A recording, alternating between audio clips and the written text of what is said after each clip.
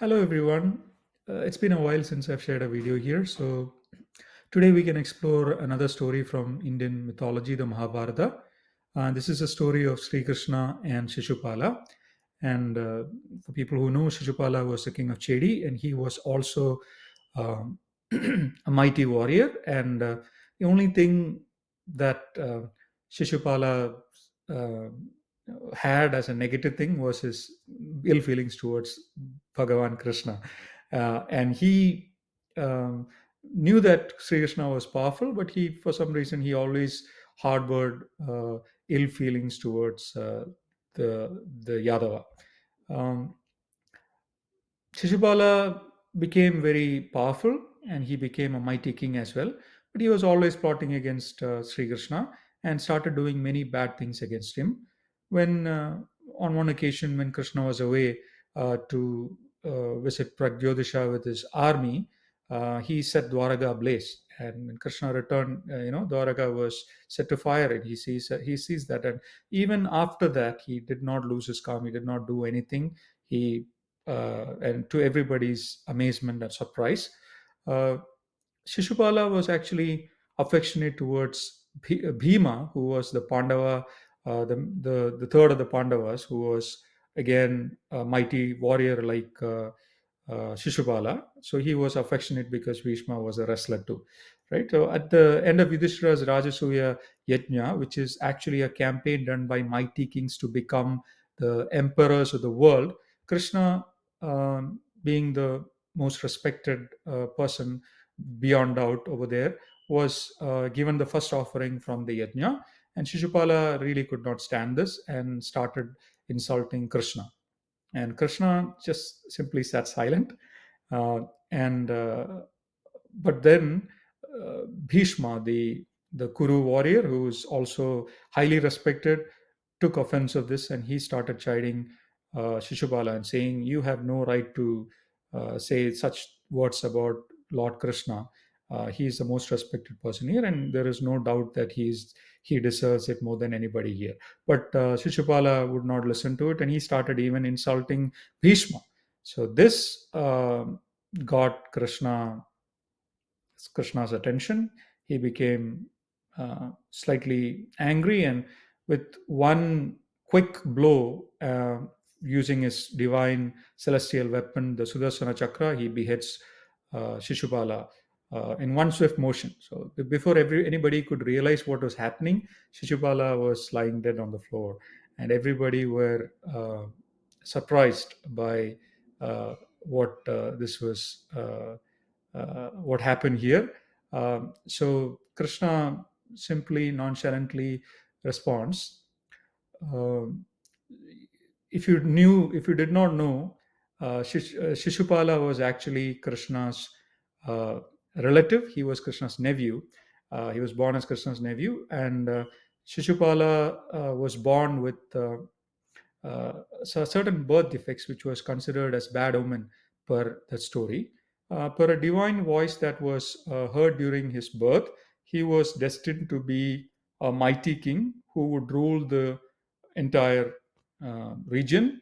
But then his time has not come, and he was supposed to do many things in the world, and until he would be destroyed by a person who's already born, is what the celestial voice or the divine voice was supposed to have said. And when on whichever person's lap the baby sits when he loses his deformities, would be the person who would uh, finally destroy Shishupala, is what was the basically the essence of what was being told in that divine voice. So sure enough, Krishna was being the relative of Shishupala.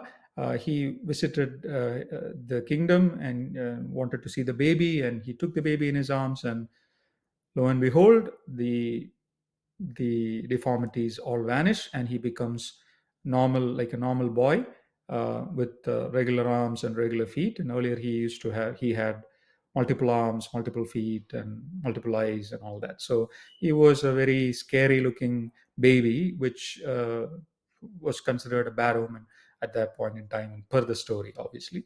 So, so with Krishna's touch and taking Shishupala in his arms, Shishupala becomes normal again, and this actually makes her mother should be, happy to see a healthy baby, but she was actually frightened because she knew that. Shishupala is going to be killed by Sri Krishna, so she immediately requests Sri Krishna for a boon, that you are my uh, nephew, and I would request that you do this one favor for me. You should not, whatever he does to you, you should never harm him. So Sri Krishna simply smiled, and said, um, I will forgive 99 of his bad actions against me. The only time when he decides to harm me for the 100th time will I ever harm him back. So that was the word given by Sri Krishna to Shishupala's mother, Shrutakirti. So Sri Krishna uh, left Shishupala's kingdom, and Shishupala grew up and he became arrogant, and he knew about Sri Krishna's promise that was given to his mother. So he became even more, uh, uh, you know, he became very arrogant, even more arrogant, and he became even more uh, vengeful, and even more uh, um, opportunistic to start hurting Sri Krishna, rather. So he took advantage of every opportunity. To many people's surprise, the otherwise, powerful Sri Krishna would not say a word.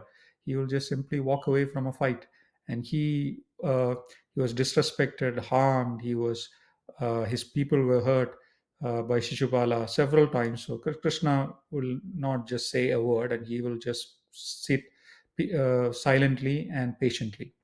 So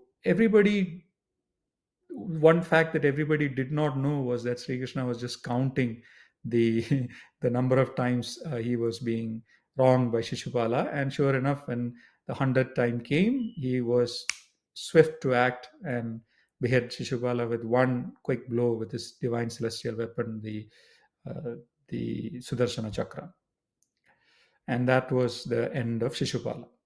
So, what can we learn from this? Even if you are the most powerful Sri Krishna, you will do well by having patience and not lose his calm. When the time came, he struck one powerful blow that Shishupala could not stand. And that was his end.